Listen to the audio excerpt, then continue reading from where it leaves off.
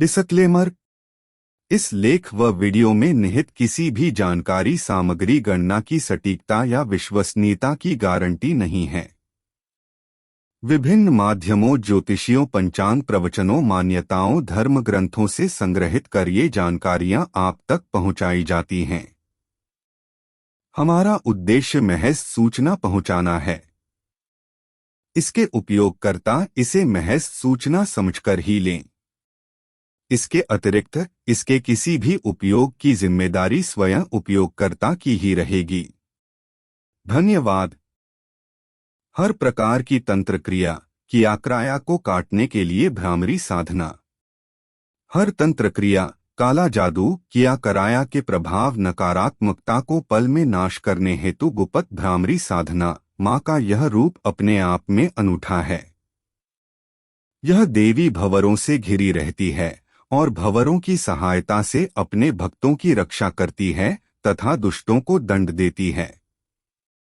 कई स्थानों पर भ्रामरी देवी को भंवर माता के नाम से भी पुकारा जाता है।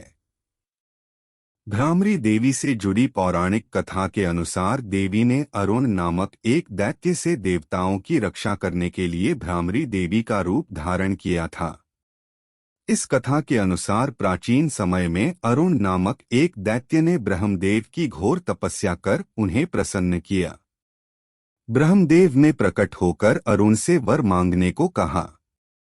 तब उसने यह वर मांगा कि मुझे कोई भी युद्ध में न मार सके, मेरी मृत्यु किसी भी अस्त्र शस्त्र से न हो, न ही कोई स्त्री पुरुष मुझे मार सके और न ही 2 व 4 पैरों वाला कोई प्राणी मेरा वध कर सके। इसके साथ ही मैं देवताओं पर भी विजय पा सकूं। ब्रह्मा जी ने उसे ये सब वर दे दिए। वर पाकर अरुण ने देवताओं से स्वर्ग छीनकर उस पर अपना अधिकार कर लिया। सभी देवता घबराकर भगवान शिव के पास गए। तभी आकाशवाणी हुई कि सभी देवता देवी भगवती की उपासना करें, वे ही उस दैत्य को मारने में सक्षम हैं।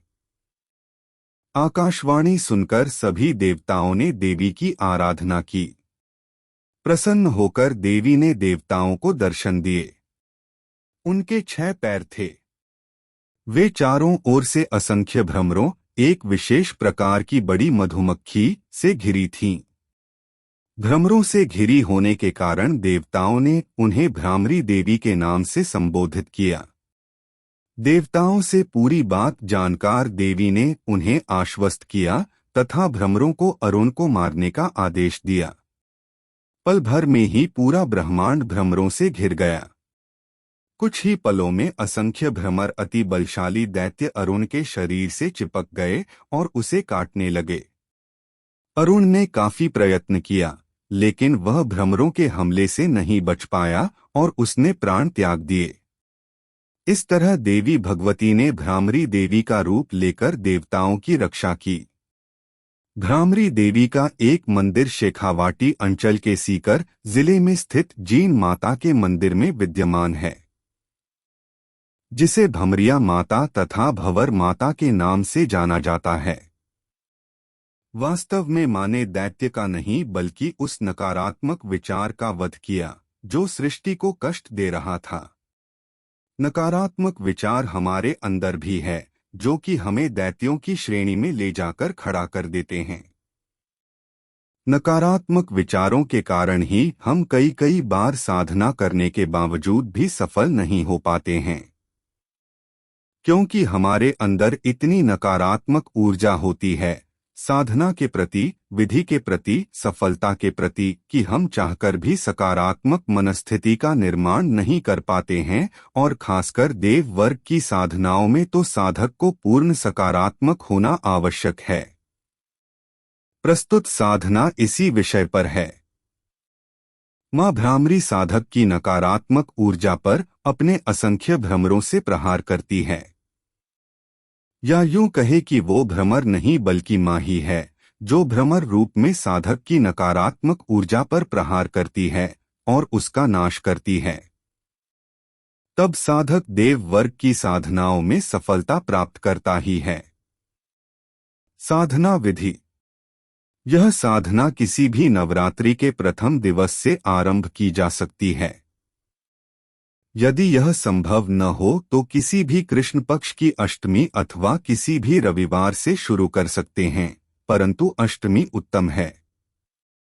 आपका मुख दक्षिण की ओर हो तथा आपके आसन वस्त्र लाल हों। सामने बाजोट पर लाल वस्त्र बिछाकर पूज्य सद्गुरुदेव जी का चित्र एवं मां भगवती का कोई भी चित्र स्थापित करे। अब सर्वप्रथम सद्गुरुदेव जी का सामान्य पूजन संपन्न कर कम से कम 4 माला गुरु मंत्र करे। फिर सद्गुरुदेव जी से सकल नकारात्मकता नाशक भ्रामरी साधना संपन्न करने की अनुमति लें और उनसे साधना की निर्बाध पूर्णता और सफलता के लिए प्रार्थना करें। इसके बाद साधक संक्षिप्त गणेश पूजन संपन्न करे और ओम वक्रतुंडाय होम मंत्र की एक माला जाप करे। फिर भगवान गणपति जी से साधना की निर्विघ्न पूर्णता और सफलता के लिए प्रार्थना करे। फिर साधक संक्षिप्त भैरव पूजन संपन्न करे और भम भैरवाय नमः मंत्र की एक माला जाप करे। फिर भगवान भैरव जी से साधना की निर्बाध पूर्णता और सफलता के लिए प्रार्थना करे। इसके बाद साधक को साधना के पहले दिन संकल्प अवश्य लेना चाहिए। साधक दाहिने हाथ में जल लेकर संकल्प लें कि मैं अमुक नाम का साधक गोत्र अमुक आज से सकल नकारात्मकता नाशक भ्रामरी साधना आरंभ कर रहा हूँ। मैं नित्य 9 दिनों तक 1.25 घंटे तक मंत्र जाप करूंगा। माँ, मेरी साधना को स्वीकार कर मुझे मंत्र की सिद्धि प्रदान करे तथा आप मेरी सभी नकारात्मक ऊर्जा को समाप्त कर दीजिए जो मुझे साधना में बाधा देती है। इसके बाद साधक मां भगवती भ्रामरी देवी का सामान्य विधि से पूजन करे और लाल पुष्प अर्पण करे। चूंकि यह मां भ्रामरी देवी की साधना है, अतः गुलाब के फूलों का रस मां को भोग में अर्पण करे। क्योंकि भ्रमर फूलों का रस ही पीते हैं, इस साधना में मां भी उसी रस का पान करती है। साधना के बाद रोज यह रस किसी वृक्ष की जड़ में डाल दिया करे। दीपक किसी भी तेल का जला लें, जो कि 1 घंटे तक जलता रहे। अब मां से प्रार्थना करे कि मां आप मेरी सभी नकारात्मक ऊर्जा को समाप्त कर दीजिए जो मुझे साधना में बाधा देती है। अब दीपक की लौ पर त्राटक करते हुए निम्न मंत्र का जाप करे। मंत्र: ओम ह्रीं भ्रामरी महादेवी सकल नकारात्मकता नाशय नाशय छिंदी छिंदी कुरु कुरु फट स्वाहा।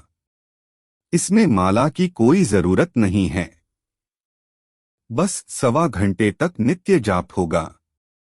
आंखों में दर्द होने पर मंत्र जाप बंद भी किया जा सकता है, परंतु जितना हो सके दीपक की ओर देखते हुए मंत्र जाप करते रहे। मंत्र जाप के उपरांत साधक निम्न श्लोक का उच्चारण करने के बाद एक आचमनी जल छोड़कर संपूर्ण जाप भगवती भ्रामरी देवी को समर्पित कर दें। गुह्यातिगुह्य गोप्त्री त्वं गृहाणास्मत्कृतम जपम सिद्धिर्भवतु मे देवी त्वत्प्रसादान महेश्वरी। इस प्रकार यह साधना क्रम साधक नित्य 9 दिनों तक निरंतर संपन्न करें। इस साधना में साधक को कई भ्रमरों की आवाज सुनाई दे सकती है। यह मां ही तो है, आत्ह डरे नहीं। घबराहट होना, सरदर्द होना, क्रोध आना स्वाभाविक है, क्योंकि आपकी नकारात्मक ऊर्जा आपसे बहुत प्रेम करती है, जो आसानी से छोड़ती नहीं है। मां के प्रहार जब उस ऊर्जा पर पड़ते हैं तो साधक को यह तकलीफ होती ही है। अतः धैर्य धारण करे और सफलता प्राप्त करे। आपकी साधना सफल हो और मां भगवती भ्रामरी देवी का आपको आशीष प्राप्त हो।